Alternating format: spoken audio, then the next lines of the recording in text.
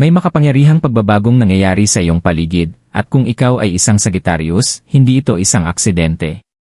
Sa pagitan ng Enero 23 at 24, tahimik na binubuksan ng universo ang isang pintuang matagal nang nakasara. Magsisimula ng dumaloy ang bagong enerhiya ng kayamanan, hindi biglaan, kundi may layunin, ginagabayan ng tamang oras, tiyaga, at tadhana. Maaaring hindi mo ito marinig agad, pero mararamdaman mo ito sa anyo ng mga oportunidad, ideya, at hindi inaasahang pagbubukas ng landas. Hindi ito tungkol sa swerte. Ito'y tungkol sa pagkakaayon ng lahat. Manatili kang nakaantabay dahil ang susunod na mangyayari ay maaaring magbago sa pananaw mo tungkol sa pera, layunin, at ang sariling kapangyarihan mo. Sagittarius, ang sandaling ito ay dumarating matapos ang isang mahabang paglalakbay, punang mga aral, pagkaantala, at tahimik na lakas. Ang Enero 23 at 24 ay hindi lang basta petsa sa kalendaryo. Ito'y isang mahalagang liko sa landas kung saan ang enerhiya ay nagsisimulang kumilos pabor sa'yo. Matagal ka nang pinagmamasdan ng universo, ang iyong mga desisyon, ang iyong katatagan, at ang kakayahan mong magpatuloy kahit hindi sigurado ang daan. Ngayon, may panibagong agos na nabubuo, isang agos na may dalang oportunidad, pag-unlad sa pananalapi, at mas malalim na pakiramdam ng katatagan. Hindi ito tungkol sa biglaang tagumpay o mabilisan yaman. Ito'y tungkol sa isang matatag at makahulugang daloy ng kasaganaan na umaayon sa kung sino ka na ngayon. Sa mensaheng ito, tatalakayin natin kung bakit ngayon ito nangyayari, paano ito konektado sa iyong panloob na apoy, at ano ang kahulugan nito para sa iyong kinabukasan. Makinig kang mabuti dahil sa pagkakataong ito, ang tamang oras ang lahat. Likas na enerhiya yung cosmic shift. Para sa Sagittarius, ang Enero 23-24 ay may dalang tahimik, ngunit hindi matatawarang pagbabago sa ritmo ng sansinukob. Ito ang uri ng enerhiya na hindi maingay na dumarating, ngunit unti-unting inaayos ang lahat sa ilalim ng ibabaw. Gumagalaw ang universo sa mga siklo, at sa panahong ito, isang lumang siklo ang nagsasara habang may bagong nagsisimula, lalo na para sa mga nagpursigi sa kabila ng kawalang katiyakan, nang hindi nawawala ang pananampalataya. Ang enerhiya ng Sagittarius ay pinamumunuan ng paglawak, pananaw, at apoy. Ngunit kahit ang apoy ay kailangang maghintay ng tamang sandali upang mas luminaw ang liwanag nito. At ang sandaling iyon ay papalapit na. Sa mga nakaraang linggo o buwan, maaaring naramdaman mong tila walang nangyayari na parang pinaghirapan mo pero walang kapalit. Ngunit hindi iyon pagkakabalaho, iyon ay paghahanda. Inaayos ng enerhiya ang sarili nito, pinapalaya ang mga lumang pattern ng kakulangan, pagdududa, at pagkaantala. Ang Enero 23-24 ang nagsisilbing hinge point, isang sandali ng pagbabago ng direksyon. Isipin mo ito bilang ilog na matagal nang nag-ipon ng lakas sa itaas. Kapag dumaloy ito, hindi ito magulo kundi tiyak at may direksyon. Ang pagbabagong ito ay pabor sa mga nanatiling flexible, mausisa, at matatag, mga katangiang likas sa Sagittarius. Ang mga oportunidad na may kinalaman sa pera, yaman, o pangmatagalang katatagan ay maaaring dumating sa mga banayad na anyo, isang usapan, isang ideya, isang imbitasyon, o biglang linaw sa kung ano ang susunod mong hakbang. Hindi pilit na ibinibigay sa iyo ng universo ang kayamanan, sa halip, inilalagay ka nito sa tamang posisyon kung saan natural kang masasalubong ng kasaganaan. Ang pagbabagong ito ay malalim na konektado sa timing. Kung dumating ito ng mas maaga, maaaring hindi ka pa handa. Kung masyado namang huli, mawawala ang momentum. Ngunit ngayon, ang balanse ng enerhiya ay nasa tamang lugar. Ang pintuan ay bumubukas, hindi dahil sumigaw ka, kundi dahil marunong kang maghintay. At kapag nagsimula ng dumaloy ang agos, mas madali kang dadalhin ito pasulong kaysa dati. Bakit lang ni Sagittarius danas pinili? Hindi aksidente ang pagkakapili sa Sagittarius. Ang tanda mong ito ay may natatanging koneksyon sa panahon, paniniwala, at paglago. Habang ang iba ay naghahangad ng mabilisang resulta, natututo ang Sagittarius sa pamamagitan ng karanasan, madalas sa mas mahaba at mas komplikadong landas. Sa nakaraang panahon, maaaring naramdaman mong tila hindi nakikita ang iyong mga pagsisikap, sinusubok ang iyong pasensya, at tahimik na tinutuligsa ang iyong optimismo. Ngunit ang panahong iyon ay hindi upang sirain ka, ito ay para hubugin ka. Ang enerhiya ng Sagittarius ay ginagabayan ng panloob na katotohanan. Patuloy kang sumusulong kahit hindi pa malinaw ang resulta, nagtitiwala na ang kahulugan ay lilitaw sa tamang panahon. Tumutugon ng malakas ang universo sa ganitong uri ng pananampalataya.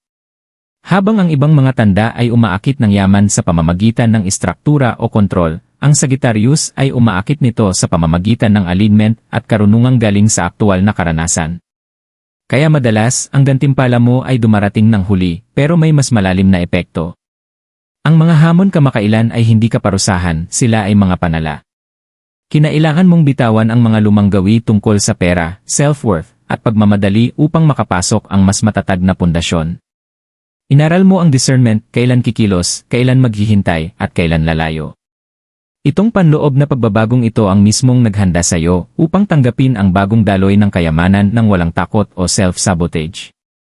Ngayon, kinikilala ng universo na hindi ka na naghahabol ng kasaganaan, handa ka nang tanggapin ito ng may pananagutan. Ang iyong isipan ay huminog na. Ang pananaw mo ay mas malinaw na. At higit sa lahat, nauunawaan mo na ang kayamanan ay hindi lang bagay na hinahabol, ito ay bagay na inaayon sa sarili. Ang Enero 23, 24 ang mismong sandali kung kailan kinikilala ang kahandaan mong ito. Pinili ang Sagittarius dahil hindi ka tumigas sa gitna ng kawalang katiyakan. Nanatili kang bukas, mausisa, at handang lumago. At ang pagbubukas na iyon ang lumilikha ng espasyo, at sa espasyong iyon pumapasok ang oportunidad. Ang darating na daloy ng yaman ay hindi tumutugon sa puwersa, kundi sa panloob na paglawak. Hindi ka ginagantimpalaan dahil sa pagiging perpekto, kundi dahil sa pananatili mo, sa katapatan mo, at sa tapang mong maniwala kahit walang ebidensya. Yan ay pagdating ng enerhiya ng kayamanan. Ang pagdating ng kayamanan ay bihirang magpakita sa paraang inaasahan ng karamihan. Para sa Sagittarius, ang bagong agos na ito ay hindi rumaragasa na parang bagyo, sa halip, dumarating ito bilang isang matatag at matalinong daloy. Simula sa paligid ng Enero 23, 24, maaaring mapansin mong may banayad na pagbabago sa paraan ng paglapit ng mga oportunidad sa iyo. Ang mga bagay na dati tila pinipilit o malayo sa abot, ngayon ay tila natural na lumalapit, parang ginagabayan ka. Ito ang senyales na ang enerhiya ay hindi na humaharang, kundi sumasabay na sa iyo. Ang enerhiya ng kayamanan ay hindi lang tungkol sa pera. Ipinapakita nito ang sarili sa anyo ng access sa tamang tao, tamang impormasyon, at tamang timing. Maaaring mapansin mong nagiging mas malinaw ang mga ideya, mas madaling magdesisyon, at may mga opsyon na biglang lumilitaw kung saan dati wala. Hindi ito mga pagkakataon lang, ito ay mga palatandaan na nagsimula na ang daloy. Kapag umaayon ang Sagittarius sa kasaganaan, ang tugon ng universo ay alisin ang mga sagabal, hindi dagdagan ang pressure. Lalo pang makapangyarihan ang panahong ito dahil binubuo ito sa katatagan, hindi sa pagmamadali. Noon, maaaring nagmadali kang habulin ang mga oportunidad dahil sa takot na mawala ang mga ito. Ngayon, ang mga dumarating ay mas may tendensyang manatili. Ang mga alok ay maaaring may pangmatagalang potensyal, ang mga partnership ay mas balanse, at ang mga desisyong pinansyal ay may kasamang katahimikan sa halip na kaba. At ang katahimikang ito ay mahalaga, senyales ito na ang daloy ng kayamanan ay dumating hindi upang lamunin ka, kundi upang suportahan ka. Isa pang mahalagang palatandaan ng enerhiyang ito ay recognition o pagkilala. Maaaring sa wakas ay makita na ng iba ang iyong mga pagsisikap, talento, o ideya, lalo na ng mga taong may kakayahang tumulong sa iyong umangat. Hindi ito laging pampubliko. Minsan ay nagsisimula ito sa isang pribadong usapan o simpleng pagkilalang magbabago ng lahat. Ang Sagittarius ay madalas tumanggap ng kayamanan sa anyo ng expansion, bagong merkado, bagong direksyon, o mas malawak na tagapakinig. Habang naninirahan ang enerhiyang ito sa iyong buhay, hinihikayat kang manood muna kaysa magmadali. Hayaan mong ipakita ng daloy kung saan ito papunta bago ka tuluyang sumabak. Ang tunay na kayamanan, kapag nakaalin, ay hindi nangangailangan ng desperasyon, ito ay nag-aanyaya ng kumpiyansa. At sa panahong ito, ang kumpiyansa ay lumalago ng natural, hindi dahil sa ego, kundi dahil sa malalim na pakiramdam na sa wakas, ang lahat ay gumagalaw sa tamang direksyon, sa tamang bilis, para sa tamang dahilan. Eli palatandaang mapapansin si anyong kwento. Madalas, tahimik na dumarating ang unang senyales ng pagbabagong ito, nakahabi sa mga simpleng sandali ng araw-araw. Maaaring isang umaga, magising ka na may kakaibang linaw sa isipan, na parang ang bigat ng tanong na matagal mo nang pasan ay biglang gumaan. Ang mga desisyong dati puno ng pag-aalinlangan ay tila nagiging mas simple. Ito ang isa sa pinakaunang palatandaan na ang daloy ng enerhiya ay bumaling pabor sa'yo. Kapag nakaaligin ang enerhiya, ang kalituhan ay unti-unting nawawala kahit wala pa ang aktwal na resulta. Minsan, dumaraan din ang senyales sa pamamagitan ng ibang tao. Isang mensahe, tawag, o di inaasahang usapan ang maaaring magbukas ng pintuang hindi mo naman talaga hinahanap. May magbabanggit ng ideya, oportunidad, o koneksyon na saktong-sakto sa sitwasyon mo. Ang nagpapakakaiba? Ang timing. Natural itong pakiramdam, hindi pinilit. Maaari ka pang mag-atubili sa una, iniisip kung bakit parang bigla na lang naging madali ang lahat. Pero ang kadalian na yan ay bahagi ng mensahe. Mapapansin mo rin ang unti-unting pagbabago sa relasyon mo sa pera. Sa halip na stress o pangangailangan, naroon ang lumalalim na tiwala. Nagsisimula kang mag-isip para sa pangmatagalan, hindi lang para makaligtas. Ang maliliit na panalo sa pananalapi, tulad ng biglaang refund, na antalang bayad na sa wakas ay dumating, o simpleng oportunidad, ay nagiging kumpirmasyon na nagsimula na ang daloy. Hindi pa ito ang dulo, pero mga palatandaan sila na nasa tamang direksyon ka na. Sa emosyonal na aspeto, may dumarating na tahimik na kumpiyansa na pumapalit sa dating pagdududa. Mas nagiging kalmado ka, mas mapagmasid, at mas maingat sa kilos, imbes na padalos-dalos. Kahit ang mga pagsubok ay hindi na ganoon kabigat, mas kaya mo na silang hawakan. Ang enerhiya ng Sagittarius ay mas lalong lumalakas kapag may nakikitang kahulugan sa hinaharap, at ngayon, ang kahulugang iyon ay muling lumilitaw. At marahil ang pinakamakapangyarihang palatandaan ay panloob. Tigilan mo na ang tanong na, kailan magbabago ang lahat? Sa halip, mapapalitan ito ng tanong na, paano ako sasabay sa agos na ito? Ang pagbabagong iyon sa pananaw ang nagsasaad na hindi ka na naghihintay sa kasaganaan, kasama mo na itong lumalakad. Maaaring maliit ang mga palatandaang ito kung titingnan ng paisa-isa. Pero kapag pinagsama-sama, malinaw ang mensahe. Nagbago na ang agos. At hindi ka na nakatayo sa harap nito, sumasabay ka na. Iyan din na dapat gawin iiwasan. Habang nagsisimulang dumaloy ang bagong enerhiya ng kayamanan sa iyong buhay, mahalaga kung paano ka tutugon, kasing halaga ito ng mga oportunidad na dumarating. Ang pinakaunang hakbang. Pasensya. Bagamat bumabalik na ang momentum, hindi ito ang panahon para magmadali o pasukin ang lahat ng sabay-sabay. Hayaan mong lubos na mahubog ang mga sitwasyon bago ka gumawa ng malalaking desisyon.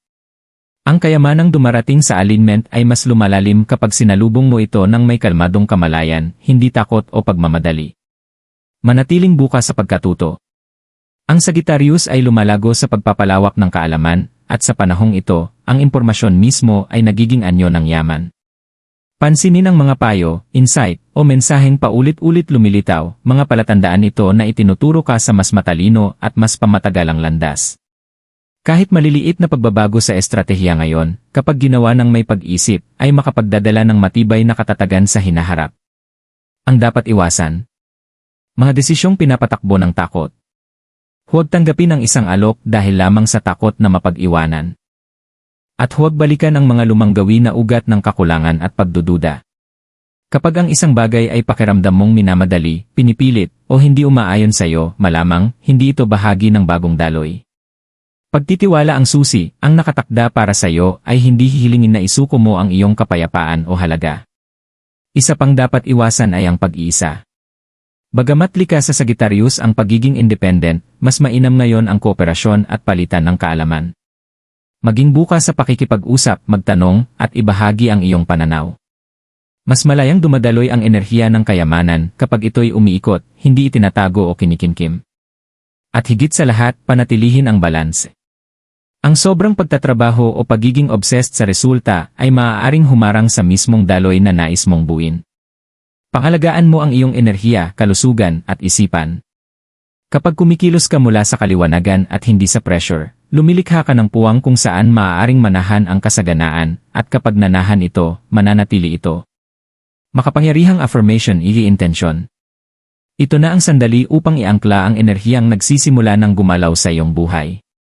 Ang kayamanan ay tumutugon sa intensyon, lalo na kapag ito'y malinaw, kalmado, at tuloy-tuloy. Maglaan ng tahimik na saglit, ngayon man o mamaya, at hayaan mong ang mga salitang ito ay lumubog sa iyong kamalayan. Hindi mo kailangang pilitin ang paniniwala. Ang kailangan mo lang ay bukas na loob. Sabihin mo sa iyong sarili na handa kang tumanggap ng walang takot at walang guilt. Kilalanin mo na ang kasaganaan ay maaaring umiral kasabay ng kapayapaan. At na ang tagumpay ay hindi kailangang maging masakit upang maging makabuluhan. Bilang isang Sagittarius, nasa pananaw ang iyong lakas, at ngayon, sinusuportahan na ito ng tamang timing. Itakda mo ang intensyon na hindi lang para sa pagyaman, kundi para sa matalinong paglago. Hayaan mong ang mga desisyon mo ay manggaling sa alignment, hindi sa pressure. Tahimik mong ulitin sa sarili na ang mga oportunidad na para sa iyo ay madaling nakakahanap sa iyo. At na ang mga biyayang dumarating ay nananatili at lumalakas sa paglipas ng panahon. Damang-dama mo ang pasasalamat, hindi lamang para sa darating, kundi para sa kahandaan na dala-dala mo na ngayon. Kapag sabay na gumagalaw ang intensyon at aksyon, ang yaman ay nagiging higit pa sa resulta. Nagiging likas na pagpapalawig ng kung sino ka na ngayon sa iyong paglago. Bawat paglalakbay ay may sandaling kung saan ang pagsisikap ay sumasalubong sa tamang panahon, at para sa Sagittarius, ang Enero 23-24 ang mismong punto ng pagkikitang iyon. Ang nararanasan mo ngayon ay hindi isang biglaang milagro, kundi bunga ng alignment na sa wakas ay humahabol na sa iyong intensyon. Hindi minamadali ng universo ang mga gantimpalang may tunay na kahulugan, ibinibigay ito kapag kaya mo na itong pahalagahan at dalhin pasulong nang hindi mo nawawala ang sarili mo sa proseso. Inaanyayahan ka ng yugtong ito na magtiwala sa unti-unting pagbubukas ng landas, kahit hindi mo paganap na nakikita ang kabuuan ng larawan. Ang tunay na yaman ay hindi lang nasusukat sa kung anong natamo mo, kundi sa kung gaano mo ito kayang hawakan ng may seguridad at katahimikan. Pumapasok ka ngayon sa kabanata kung saan ang paglago ay hindi na hiram, kundi karapat-dapat, at ang katatagan ay pumapalit sa dating pakiramdam ng palagiang paghihintay. Maaaring may ilang sandali pa ng pag-aalinlangan, bahagi ito ng paglawak. Ngunit ang kaibahan ngayon ay ang katatagan ng pundasyon mo. Hindi ka na nakatayo sa marupok na lupa. Ang mga desisyon sa hinaharap ay susuportahan ng karanasan, kaliwanagan, at panloob na kumpiyansa. Ang tadhana ay hindi laging dumarating ng may dagundong, minsan, tahimik itong sumasabay, dala ng iyong konsistensya at kahandaan. Habang patuloy na lumalakas ang bagong daloy na ito, ipaalala mo sa sarili mo, hindi ka nahuli at kailanman ay hindi ka nakalimutan. Ika'y inihahanda. At ngayon, ang landas sa harap mo ay bumubukas, hindi dahil pinilit mo ito, kundi dahil handa ka na itong lakaran ng may layunin, balanse, at tiwala. Kung nakaugnay sa iyo ang mensaheng ito, maglaan ka ng ilang sandali upang pagnilayan kung ano ang unti-unting nagbabago sa iyong sariling buhay.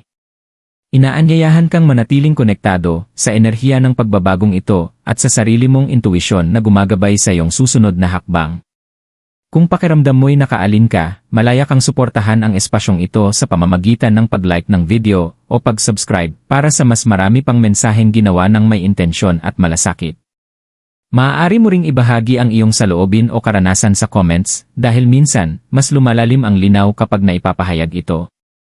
Maraming salamat sa paglalaan ng oras dito. Naway patuloy na bumukas ang landas sa harap mo ng may kapanatagan, kahulugan, at katapatan sa sarili.